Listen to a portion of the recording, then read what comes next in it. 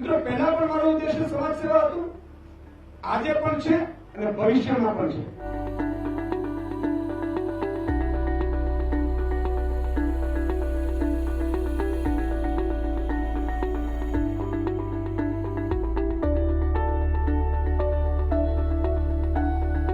માફ કરજો, માસ્ક મારે ઉતારવું પછી આવાજ સારો નથી આવતો એટલા માટે.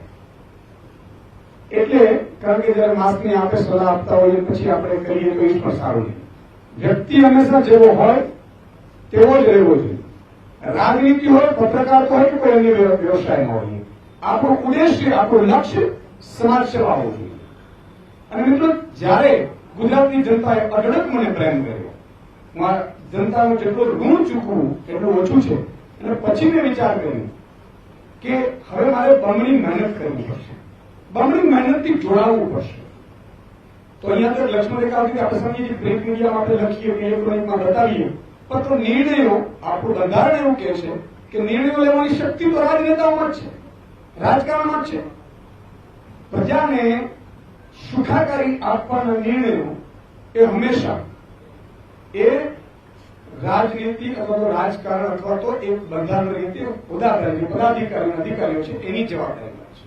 ભ્રષ્ટાચાર મુક્ત ગુજરાત બનાવવાની આપણે મુહિમ છે, ખૂબ સહયોગ મળ્યો, પણ અલ્ટિમેટલી વસ્તુ આવી ત્યાં ઉભી રહેતી હતી કે થતું હતું એટલું થતું હતું, પણ પછી આવાજ નહોતું પહોંચતું. અને એટલા માટે મેં આ રાજકારણમાં આવવાનું નક્કી કર્યું. મિત્રો, પહેલા પણ મારો ઉદ્દેશ્ય સમાજ સેવા હતું, આજે પણ છે અને ભવિષ્યમાં પણ છે. હું વારંવાર કહું છું કે અહીંથી લઈ કઈ નથી જવાનું. કબીર સંત કબીરની એક વાક્ય રચના જે ખરેખર મને ખબર નહીં ઇન્ટેલેક્ચ્યુઅલ લોકો પણ સમજી શકશે, મને આનંદ થશે કે જબ તું આયો ઇસ જગત में जब हंसे तू रोए पर ऐसी करनी करके चलो कि તું હસે જગત. જયારે સૃષ્ટિ ઉપર આપણે આવીએ છીએ ત્યારે જન્મ થાય છે બાળકનો, તો પેડા વેચાતો હોય પણ જીવ રડતો હોય છે. એવા કામ કરી જઈએ કે જ્યાં એ દુનિયા રોતીઓના આપણે નીકળતા હોઈએ. એટલે વાત આવી આટલી જ હતી કે મારે કંઈક કરવું પડશે. તો કરવું કઈ રીતે પડશે? જયારે હું પોલિટિકલ નેતાઓને વાત કરતો કે આ કરવું છે, આ કરવું છે, તમે તો ખાલી ટીવીની મેં તો વાત બરોબર છે, પરંતુ પ્રજા બધી સુખી છે, અમે ચૂંટણીઓમાં જીતી જઈએ છીએ. હા, એટલે મને બહુ પીડા થતી હતી કે હવે પ્રજાનું શું થશે, સામે પડશે. મિત્રો, જયારે હું ઈમાનદારીની વાત કરતો, ઈમાનદારી રાજનીતિની વાત કરતો અને ઈમાનદારી પૂર્વક રાજનીતિ હોવી જોઈએ એની વાત કરતા હોઈએ, ત્યારે સ્વાભાવિક છે કે મારે એ રાજનીતિનું અભિન્ન અંગ બનવું પડે. ગંદકી સાફ કરવા માટે, સિસ્ટમમાં ગંદકી સાફ કરવા માટે આપણે ઉતરવું પડે. તમે વિચાર કરજો. એટલા માટે મેં આમ આદમી કેમ વિચાર કર્યો છે? સાહેબ, આઈઆઈટીમાં એડમિશન લેવું ને એ વિદ્યાર્થીઓનું સપનું હોય છે. એડમિશન મળી ગયું, નોકરી મળી ગઈ, પોતપોતાના સ્વાર્થમાં આપણે કામ કરવા માંડીએ, કરીએ છીએ. એનાથી અટકે યુપીએસસી પરીક્ષા પાસ કરવી એટલે એ તો એક મોટું સપનું હોય છે. એ પણ પાસ થયા પછી જોઈન્ટ ઇન્કમ ટેક્સ કમિશનરની જયારે પ્રજાની, અને એ પહેલા પણ મેક્સેસ એવોર્ડ જેમને મળ્યો છે. જો ઈમાનદારીની વાત કરતા હોઈએ તો આપણે પાર્ટી પણ એવી જ વિચારવી પડે, એવા જ લોકો સાથે જોડાવવું પડે કે જેનું ઉદ્દેશ્ય, જેનું લક્ષ્ય માત્ર સમાજ સેવા હોય. અરવિંદજી, હું અરવિંદજીની વાત કરી રહ્યો છું કે એમને બધું જ છોડી સાહેબ અને જનતાની સેવામાં આવી ગયા. નહીં તો એને શું કરતું હતું? સરકારી નોકરી મળે એટલે બધા પોતાની બ્યુરોક્રેટ્સ હતા, પણ છતાંય ઈશ્વર ધાર્યું વધારે કંઈક સારું કરાવવું છે. અને એટલા માટે દિલ્હીમાં જુઓ તમે, પૂર્ણ રાજ્ય નથી, છતાં એમણે જે કોશિશ કરી એજ્યુકેશન, હેલ્થ, હું ખૂબ જ એનાથી ઇમ્પ્રેસ થઉં છું. એટલા માટે માની લો કે ત્યાં केजरीवाल जी हम कहते भाई राजनीति तो गंदी है, हमें नहीं जाना चाहिए, राजनीति तो कुछ और कर लेंगे. तो આજે દિલ્હીના લોકોને એ ફ્રી એજ્યુકેશન, સારા એજ્યુકેશન સ્કૂલો ના મળે. આજે દિલ્હીના લોકોને મોહલ્લા ક્લિનિક ના મળે. આજે બીજી સરકાર આવી જાય, ફલાણી જાય તો બીજી આવી જાય.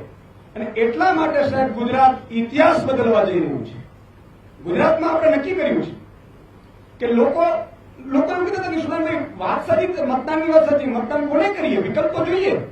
આજે હું લોકોને આહવાન કરું છું, ગુજરાતના લોકોને, કે એક ઈમાનદાર વિકલ્પ તમારી સામે ઉભો છે અને એ ઈમાનદારીમાં અમે ખરા ઉતરવાનો પ્રયાસ કરીશું. સાહેબ 2-5% કદાચ મને ખબર નથી વાયદાઓ કરીને પૂરા થાય કે ન થાય, પણ બનતી કોશિશ એવી કરીશું કે રાજનીતિમાં જે ગંદકી છે એને સાફ કરવાની કોશિશ કરીશું.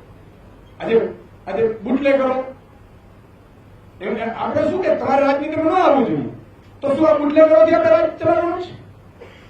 શું ભ્રષ્ટાચારીઓથી રાજ ચલાવવાનું છે?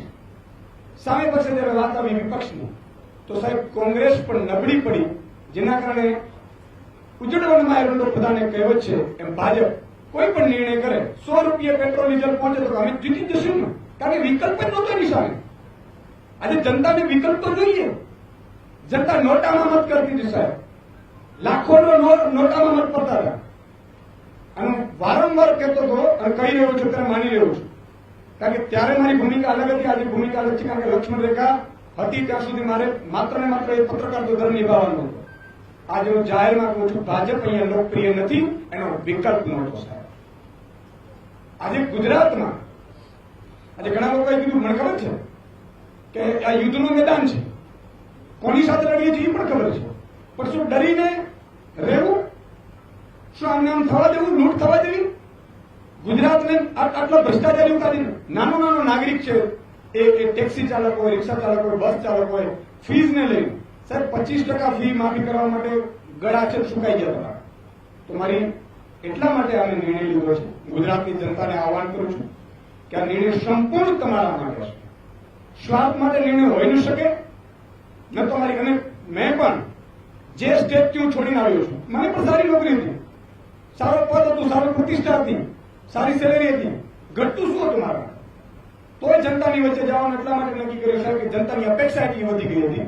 અને હું છેલ્લા 4-5 દિવસમાં ગામડાઓમાં હું 20,000 લોકોને મળ્યો, પ્રયાસ કર્યો ને સાહેબ. લોકોનો જો પ્રેમ છે, લોકોની જે આશાઓ બંધાણી છે, ઈશ્વરને પ્રાર્થના કરી કે આશાઓ આપણે ખરા ઉતરીએ. આજે મુદ્દો એ છે, વાત ઈમાનદાર રાજનીતિની છે. અને સૌ યુવાનોનું છેલ્લે આહવાન કરું છું, હું સૌ આમ આદમી પાર્ટીના મિત્રોનો પણ આભાર માનું છું. અને દરેક યુવાનને, મહિલાઓને, બહેનોને એ વિનંતી કરવા આવ્યો છું કે આજે તમારો ભાઈ આપણી ભાવિ પેઢી માટે, આપણા ગુજરાત માટે, આપણી ગુજરાતની અસ્મિતા માટે, ભ્રષ્ટાચાર મુક્ત ગુજરાત બનાવવા માટે, ખેડૂતો માટે, વેપારીઓ માટે, મહિલાઓ માટે સાહેબ આ મેદાનમાં ઉતર્યો છું. હવે સાથ આપજો. અને સાથ એટલા માટે આપજો કે આ પરમાર્થ માટેની લડાઈ છે, ધર્મ વિરુદ્ધ અધર્મની લડાઈ છે. સામે ગમે તેટલા હોય, મહાભારતનું યુદ્ધ થયું તો દુર્યોધનની સાથે ભીષ્મ પિતાથી માંડીને કર્ણથી માંડીને બધા હતા, પણ જીત હંમેશા ધર્મની થાય છે. આજે કૃષ્ણ છે, ગુજરાતની જનતા છે. ભલે મારે અર્જુન બનવું પડે, મને વાંધો નથી, પણ અપીલ કરું છું કે એક સાથે સહયોગ આપજો, સાથ આપજો અને તમારી આશાઓ ઉપર ખરા ઉતરવાની પૂરેપૂરી કોશિશ કરીશું. અસ્તુ. Thank you.